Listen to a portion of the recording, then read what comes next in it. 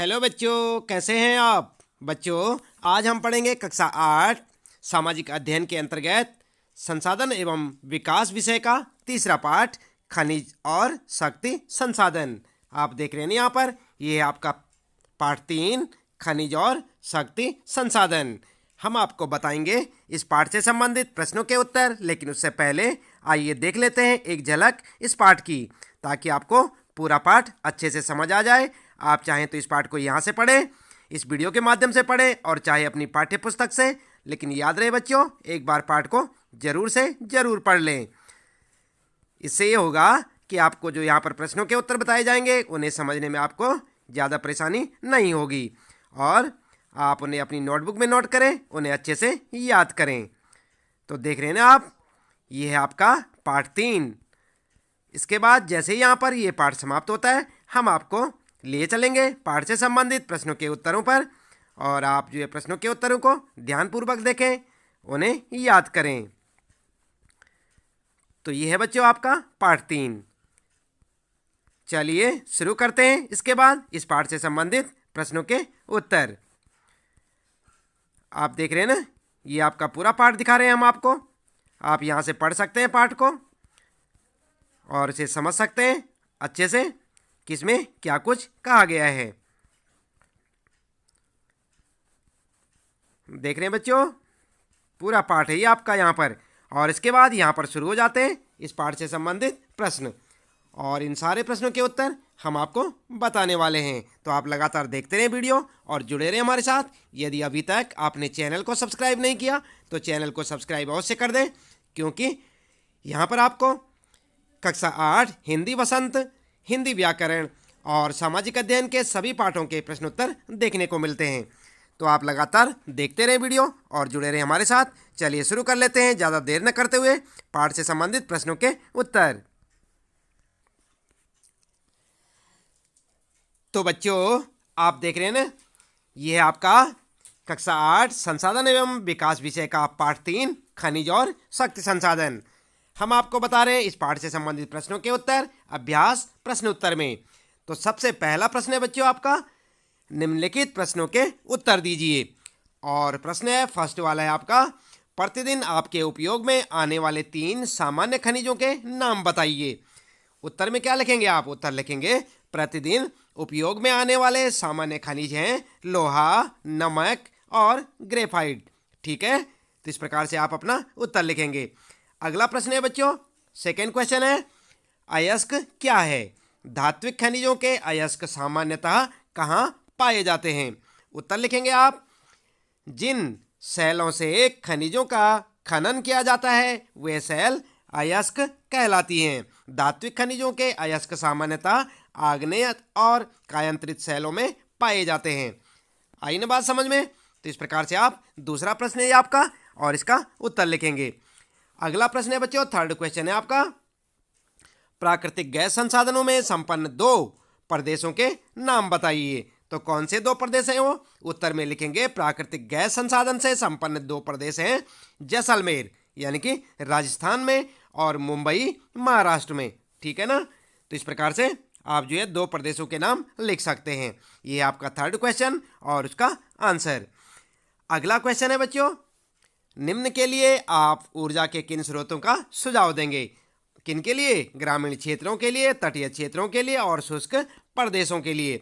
उत्तर लिखेंगे आप, सबसे पहले बायोगैस, ठीक है, और उसके बाद ज्वारीय ऊर्जा एवं पवन ऊर्जा, और तीसरे में पवन ऊर्जा एवं सौर ऊर्जा। क्या समझे आप? ग्रामीण क्षेत्रों के लिए क्या होगा? बायोगैस, तटीय क्षेत्रों के लिए ज्वारीय ऊर्जा एवं पवन ऊर्जा, और शुष्क प्रदेशों के लिए पवन ऊर्जा एवं सौर ऊर्जा। तो इस प्रकार से आप अपना उत्तर लिख सकते हैं। समझ गए ना आप? यहाँ पर आपके लिए 3 बातें पूछी गई हैं तीनों क्षेत्रों के लिए, और यहाँ पर जो है तीनों ऊर्जा के बारे में बताया गया है कि किसके लिए कौन सी ऊर्जा उपयुक्त रहेगी। अगला प्रश्न है बच्चों यहाँ पर ध्यान देंगे, 5 तरीके बताइए या 5 तरीके दीजिए जिनसे कि आप घर पर ऊर्जा बचा सकते हैं। तो कैसे बचाएंगे आप घर पर ऊर्जा? उत्तर में लिखेंगे बच्चों, उत्तर में लिखेंगे घर पर ऊर्जा की बचत के तरीके, और हेडिंग डाल के लिखेंगे आप यहाँ पर। पॉइंटों में फर्स्ट में लिखेंगे बिजली उपकरण को आवश्यकता न होने पर बंद कर देना, है कि नहीं। आप बिजली के उपकरण को बंद कर दिया करें जब उनकी आवश्यकता ना हो। दूसरा लिखेंगे सब्जी प्रेशर कुकर में पकाना, ठीक है। और इसके बाद तीसरा लिखेंगे CFL बल्ब व ट्यूब का प्रयोग करना। अगला लिखेंगे खिड़कियों को खुली रखकर प्राकृतिक हवा और प्रकाश को अधिकतम प्रयोग करना। और इसके बाद गैस जलाने से पहले सब्जियां काटकर व धोकर तैयार रखना। तो इस प्रकार से आप अपना उत्तर लिख सकते हैं घर पर ऊर्जा बचत के तरीके में। ये देख रहे हैं ना आप, ये है आपका प्रश्न और उसका उत्तर। अगला प्रश्न है बच्चों, सही उत्तर को चिन्हित कीजिए। तो आपने सही उत्तर पे क्या लगाना है, सही का चिन्ह लगाना है। और फर्स्ट में आपके लिए निम्नलिखित में से कौन सी एक खनिजों की विशेषता नहीं है। और यहाँ पर 3 ऑप्शन आपके लिए, यहाँ पर 4 ऑप्शन है बच्चों, ध्यान दें 4 ऑप्शन है। क्या है, वे प्राकृतिक प्रक्रियाओं द्वारा निर्मित होते हैं। अगला है उनको या उनका एक निश्चित रासायनिक संगठन होता है। ग है वे असमाप्य होते हैं। और घ है उनका वितरण असमान होता है। तो क्या लिखेंगे आप, इसमें से कौन सी विशेषता नहीं है। उत्तर देखते हैं, चलिए। उत्तर में लिखेंगे आप ये असमाप्य होते हैं। तो यहाँ पर आप सही का चिन्ह लगा सकते हैं। कौन सा सही है, ऑप्शन ग वाला। इसके बाद सेकेंड क्वेश्चन भी इसी प्रकार से आता है आपके सामने। और सेकेंड क्वेश्चन में निम्नलिखित में से कौन सी अवरक का उत्पादक नहीं है। तो यहाँ पर जो है कौन सा जो है अवरक का उत्पादक नहीं है, कौन सा राज्य है। तो यहाँ पर क्या लिखेंगे आप, यहाँ पर देख सकते हैं 4 ऑप्शन है, झारखंड, राजस्थान, कर्नाटक और आंध्र प्रदेश। तो यहाँ पर कौन सा है, उत्तर में लिखेंगे कर्नाटक। देख रहे हैं ना, तो इस पर आप सही का चिन्ह लगाएंगे। कर्नाटक जो है आपका सही आंसर होगा। इसके बाद बच्चों अगला है थर्ड क्वेश्चन है यहाँ पर, और इसके भी 4 ऑप्शन है। निम्नलिखित में से कौन विश्व में तांबे का अग्रणी उत्पादक है। किसमें से, इन चारों में से, बोलीविया, चिली, घाना या जिम्बाब्वे। तो उत्तर देखेंगे आप, उत्तर में लिखेंगे आप चिली, ठीक है। तो आपका ऑप्शन सही कौन सा होगा, चिली। और इसके बाद अगला प्रश्न है बच्चों, निम्नलिखित प्रक्रियाओं में से कौन सी आपके रसोई घर में द्रवित पेट्रोलियम गैस यानी कि LPG को संरक्षित नहीं करेगी। और इसके भी 4 ऑप्शन आपके सामने ये हैं। और ये कौन से हैं, पकाने से पहले दाल को कुछ समय के लिए भिगोना, ख वाला ऑप्शन है। प्रेशर कुकर में खाना पकाना, ग है पकाने के लिए गैस जलाने से पूर्व सब्जी को काट लेना, और ग है खुली कढ़ाई में कम ज्वाला पर भोजन पकाना। तो इसमें से आपके लिए उत्तर सही क्या होगा, उत्तर होगा सही खुली कढ़ाई में कम ज्वाला पर भोजन पकाना, ठीक है ना। तो कौन सा उत्तर रहेगा आपका, घ वाला ऑप्शन सही होगा। इसे आप लिख सकते हैं। अगला प्रश्न है बच्चों, यहाँ पर प्रश्न 3 में आता है कारण बताइए। तो कारण बताना आपने। फर्स्ट है बड़े बांधों के निर्माण के पूर्व पर्यावरणीय पहलुओं को ध्यानपूर्वक देखना चाहिए। क्यों देखना चाहिए, क्या कारण है इसका। उत्तर में लिखेंगे आप, उत्तर लिखेंगे कारण, हेडिंग डालकर लिखेंगे क्योंकि बड़े पैमाने पर वनों को काटा जाता है, बहुत बड़ा क्षेत्र जलमग्न हो जाता है।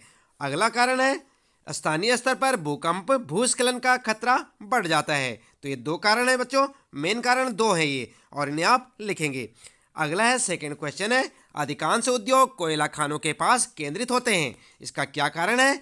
तो उत्तर में लिखेंगे आप, कारण लिखेंगे, हेडिंग डालेंगे और पॉइंटों में लिखेंगे क्योंकि कोयला सख्त के साधन के रूप में उद्योगों की मांग पूरी करता है।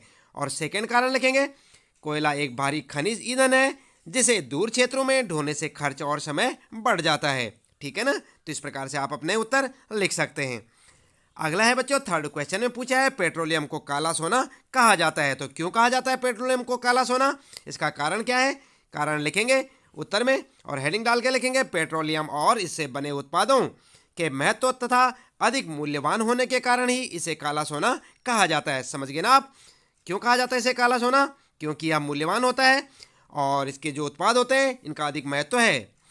इसके बाद अगला क्वेश्चन आता है बच्चों, आखनन पर्यावरणीय चिंता का विषय हो सकता है, तो कारण क्या है। उत्तर में लिखेंगे कारण और फिर लिखेंगे आखनन खुले गर्त वाली खनन क्रिया जिससे धूल बड़े स्तर पर पर्यावरण में फैलती है जिससे पर्यावरण प्रदूषण होता है, ठीक है, या जिससे प्रदूषण होता है। इस प्रकार से आप अपना उत्तर इस प्रश्न का लिख सकते हैं। इसके बाद बच्चों चौथा प्रश्न शुरू हो जाता है आपका, और यहाँ पर पूछा है कि निम्नलिखित में अंतर दीजिए या अंतर स्पष्ट कीजिए। फर्स्ट में यहाँ पर आपके लिए पहला है परंपरागत और गैर परंपरागत ऊर्जा के स्रोत। तो इन दोनों में आपको अंतर बताना है। किन दोनों में? परंपरागत और गैर परंपरागत ऊर्जा के स्रोतों में। तो उत्तर लिखेंगे आप। उत्तर इस प्रकार से लिखें, परंपरागत और गैर परंपरागत ऊर्जा के स्रोत में अंतर, और हेडिंग डाल के लिखेंगे बच्चों। सबसे पहले लिखेंगे परंपरागत ऊर्जा के स्रोत किसे कहते हैं। तो यहाँ पर जो है पॉइंटों में लिखेंगे, जिन स्रोतों का उपयोग मनुष्य अपनी ऊर्जा की आवश्यकताओं की पूर्ति के लिए लंबे समय से करता है, चला आ रहा है। और इसके बाद अगला लिखेंगे, इन स्रोतों का भंडार सीमित है तथा ये नवीनीकरणीय ऊर्जा स्रोत हैं। ठीक है। अगला पॉइंट लिखेंगे, इन ऊर्जा स्रोतों के उपयोग से प्रदूषण होता है। कोयला, पेट्रोलियम, प्राकृतिक गैस आदि परंपरागत ऊर्जा स्रोत के उदाहरण हैं। ठीक है ना। तो ये क्या था आपका पहला, परंपरागत ऊर्जा के स्रोत के बारे में। इसके बाद अगला है गैर परंपरागत ऊर्जा के स्रोत क्या होते हैं। तो चलिए जान लेते हैं। जिन स्रोतों का उपयोग मनुष्य अपनी ऊर्जा की आवश्यकताओं की पूर्ति के लिए परंपरागत ऊर्जा स्रोतों के विकल्प के रूप में करने लगा है। अगला पॉइंट है, जिन स्रोतों का भंडार सीमित नहीं है और ये नवीकरणीय ऊर्जा के स्रोत हैं। अगला पॉइंट लिखेंगे, इन ऊर्जा स्रोतों के उपयोग से प्रदूषण नहीं फैलता, और सौर ऊर्जा, पवन ऊर्जा, ज्वारीय ऊर्जा गैर परंपरागत ऊर्जा स्रोत के उदाहरण हैं। तो आई बात समझ में किस प्रकार से आप परंपरागत और गैर परंपरागत ऊर्जा के स्रोतों में अंतर बता सकते हैं। तो इसी प्रकार से आप लिखेंगे। इसके बाद बच्चों अगला है आपके लिए अंतर बताने के लिए, बायोगैस और प्राकृतिक गैस में अंतर बताना है आपने। तो उत्तर में लिखेंगे, बायोगैस और प्राकृतिक गैस में अंतर। सबसे पहले लिखेंगे हम बायोगैस। क्या लिखेंगे? बायोगैस। और पॉइंट में लिखेंगे, यह मानव निर्मित संसाधन है। दूसरा पॉइंट लिखेंगे, यह जैविक अवशिष्ट जैसे मृत पौधे और जंतुओं के अवशेष, पशुओं का गोबर आदि से तैयार की जाती है। अगला पॉइंट लिखेंगे बच्चों, इसका उपयोग खाना पकाने तथा बल्ब जलाने आदि में घरेलू जरूरतों के लिए किया जाता है। अगला लिखेंगे, इसके प्लांट ग्रामीण और शहरी दोनों क्षेत्रों में लगाए गए हैं। ठीक है ना। तो किसकी बात हो रही है? बायोगैस की। अब देखते हैं प्राकृतिक गैस किसे कहते हैं। तो प्राकृतिक गैस भी आप जो है पॉइंटों में लिखेंगे, यह प्राकृतिक संसाधन है। यह पेट्रोलियम निक्षेपों के साथ पाई जाती है। इसका उपयोग घरेलू और वाणिज्यिक ईंधनों के रूप में किया जाता है। ठीक है ना। अगला पॉइंट लिखेंगे, भारत में प्राकृतिक गैस जैसलमेर, कृष्णा, गोदावरी डेल्टा और त्रिपुरा और मुंबई के अप तटीय क्षेत्रों में पाई जाती है। ठीक है, समझ गए ना आप। तो इस प्रकार से बायोगैस और प्राकृतिक गैस में अंतर आप बता सकते हैं। इसके बाद बच्चों अगला है अंतर बताने के लिए लोहा और अलोह खनिज। इन दोनों में आपने अंतर बताना है कि लोह खनिज और अलोह खनिज किसे कहते हैं। तो अंतर लिखने के लिए आप सबसे पहले लिखेंगे लोह खनिज, और पॉइंट में लिखेंगे, जिन धात्विक खनिजों में लोह अंश पाया जाता है उन्हें लोह खनिज कहते हैं। दूसरा पॉइंट लिखेंगे, लोह अयस्क, मैग्नीज, क्रोमाइट इत्यादि लोह खनिज के उदाहरण हैं। ठीक है ना। तो इस प्रकार से आप लोह खनिज के बारे में लिखेंगे। नंबर 2 पे लिखेंगे अलोह खनिज, जिन धात्विक खनिजों में लोह अंश नहीं पाया जाता जैसे सोना, चांदी, तांबा आदि अलोह खनिज के उदाहरण हैं। तो इस प्रकार से समझ गए ना आप लोह और अलोह में अंतर। इसके बाद अगला अंतर बताना आपने धात्विक और अधात्विक खनिज में। तो आप क्या करेंगे? उत्तर लिखेंगे धात्विक और अधात्विक खनिजें, और उसके बाद जो है नंबर 1 लिखेंगे धात्विक खनिज, और फिर लिखेंगे पॉइंटों में, जिन खनिजों से धातु प्राप्त होती है उनको पीटकर पतली चादरों, यहाँ पर जो कादर ना लिखें चादर लिखें, चादरों के रूप में परिवर्तित किया जा सकता है। इनमें चमक होती है। इन्हें क्या कहते हैं? धात्विक खनिज। दूसरा पॉइंट लिखेंगे लोह अयस्क, मैग्नीज, क्रोमाइड, सोना, चांदी इत्यादि धात्विक खनिज के उदाहरण हैं। ठीक है ना। इसके बाद अधात्विक खनिज में लिखेंगे हेडिंग डाल के, जिन खनिजों से धातु प्राप्त नहीं होती है ये पीटने पर टूट जाते हैं, इनमें चमक नहीं होती है, जैसे संगमरमर, कोयला, अवरक, पेट्रोलियम इत्यादि अधात्विक खनिजों के उदाहरण हैं। तो समझ गए ना आप धात्विक खनिज किसे कहते हैं और अधात्विक खनिज किसे कहते हैं। तो इस प्रकार से आप अंतर बता सकते हैं। इसके बाद बच्चों यहाँ पर जो है 5वां प्रश्न आता है आपके लिए, और ये है क्रियाकलाप से संबंधित प्रश्न है। और नंबर 1 पे लिखेंगे हमारे जीवन में उपयोग किए जाने वाले विभिन्न प्रकार के ईंधनों को प्रदर्शित करने के लिए पुरानी पत्रिकाओं से चित्रों का प्रयोग करें और उन्हें अपने सूचना पट पर प्रदर्शित करें। क्या समझे आप? यहाँ पर जो है पूछा गया है कि हमारे जीवन में उपयोग किए जाने वाले विभिन्न प्रकार के ईंधनों को प्रदर्शित करने के लिए पुरानी पत्रिकाओं से चित्रों का प्रयोग करें। तो आपने क्या करना है, पुरानी पत्रिकाएं ढूंढनी है, उनसे चित्रों को कलेक्शन करना है और उन्हें अपने सूचना पट पर प्रदर्शित करें। आपके विद्यालय में सूचना पट होगा तो वहाँ पर आप उन्हें लगा सकते हैं। अगला है ऊर्जा संरक्षण की युक्तियाँ जिन्हें आप अपने विद्यालय में अपनाएंगे, उन पर प्रकाश डालते हुए एक चार्ट बनाइए। तो ये भी आप स्वयं से बना सकते हैं। इसके बाद है बच्चों, अगला है सलमा की कक्षा ने विद्युत उपभोग सर्वेक्षण के द्वारा अपने विद्यालय का ऊर्जा लेखा परीक्षण करने के लिए एक कार्य अभियान चलाया। उन्होंने विद्यालय के छात्रों के लिए सर्वेक्षण पत्रक तैयार किए।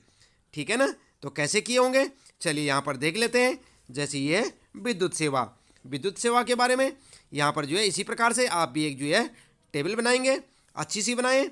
जैसे यहाँ पर सबसे पहले क्रम संख्या लिख दें, फिर उपकरण लिख दें यदि है तो, और नहीं है तो कोई बात नहीं, फिर मात्रा लिख दें, प्रयुक्त हो रही मात्रा संख्या, और उपयोग समय कार्य घंटों की अनुमानित संख्या लिखेंगे। यहाँ पर लिखेंगे मात्रा वास्तविक आवश्यक संख्या। इस प्रकार से आप जो है टेबल बनाते चले जाएंगे। यहाँ से आप टेबल को देख सकते हैं कि इसमें क्या क्या आपको लिखना है। समझ रहे हैं ना? और इसके बाद क्या करेंगे आप, इसके बाद आप जो है इसे जो है इन कॉलमों को जहाँ जहाँ खाली पड़ी हुई है इन्हें आप चाहें तो भर सकते हैं। ठीक है ना बच्चों? और इसके बाद जो है आगे पढ़ लेते हैं। यहाँ पर क्या कहा है, सर्वेक्षण के दौरान एकत्र किए गए आंकड़ों का प्रयोग करते हुए विद्यार्थियों ने एक माह में उपभोग की गई इकाइयों और अनुमानित व्यय की गणना की और पिछले माह के विद्युत बिल से इसकी तुलना की। उन्होंने पंखों, बत्तियों और बंद न किए गए अन्य उपकरणों द्वारा उपभोग की गई विद्युत के अनुमानित मूल्य की भी गणना की। इस प्रकार उन्होंने उस मात्रा पर प्रकाश डाला जो बचाई जा सकती थी और ऊर्जा संरक्षण के लिए सामान्य आदतों के सुझाव दिए। जैसे क्या दिए थे सुझाव? आवश्यकता न होने पर उपकरणों को बंद कर देना, आवश्यकता अनुसार न्यूनतम उपयोग, और खिड़कियों को खुली रखकर प्राकृतिक हवा और प्रकाश का अधिकतम उपयोग करना, और बत्तियों को धूल रहित रखना। ठीक है ना? तो इस प्रकार से आप लिख सकते हैं। जहाँ तक इसकी बात करते हैं बच्चों, तो इस तालिका को आपको जो है स्वयं से भरना है। इसके बाद यहाँ पर ध्यान देंगे आप, दिए गए निर्देशों के अनुसार उपकरणों की उचित देखभाल और उपयोग करना। क्या आप इस सूची में कुछ और युक्तियाँ जोड़ सकते हैं? आप घर पर इसी प्रकार का सर्वेक्षण कर सकते हैं और तब इसका विस्तार अपने पड़ोस तक कर सकते हैं और अपने पड़ोसियों को भी ऊर्जा के प्रति जागरूक कर सकते हैं। तो करेंगे ना आप? तो क्रियाकलाप में आपने क्या क्या करना है, विद्यार्थी स्वयं करें। देख रहे हैं ना आप क्रियाकलाप में फर्स्ट, सेकंड और थर्ड में। तो यहाँ पर जो है आपने जो है स्वयं से ये सब कुछ खुद करना है। क्रियाकलाप वाला जो है आपका, ये आपके लिए खुद के लिए है, तो आप अपने हिसाब से कर सकते हैं। तो बच्चों, इसके साथ ही इस पाठ से संबंधित प्रश्नों के उत्तर समाप्त होते हैं। आपको याद होगा आज हम पढ़ रहे थे कक्षा 8 संसाधन एवं विकास विषय का तीसरा पाठ खनिज और शक्ति संसाधन। हमने आपको बताए इस पाठ से संबंधित प्रश्नों के उत्तर। उम्मीद है कि आपको अच्छे से समझ आए होंगे। इसी प्रकार लगातार जुड़े रहे हमारे साथ और देखते रहे अपने सारे प्रश्नों के उत्तर। चैनल को यदि आपने अभी तक सब्सक्राइब नहीं किया तो सब्सक्राइब अवश्य कर दें, बेल आइकन दबा दें ताकि आपको आने वाली प्रत्येक वीडियो की नोटिफिकेशन भी मिलती रहे। तो इसी के साथ लेते हैं आपसे विदा। मिलते हैं फिर अगली वीडियो में। आपका दिन शुभ हो।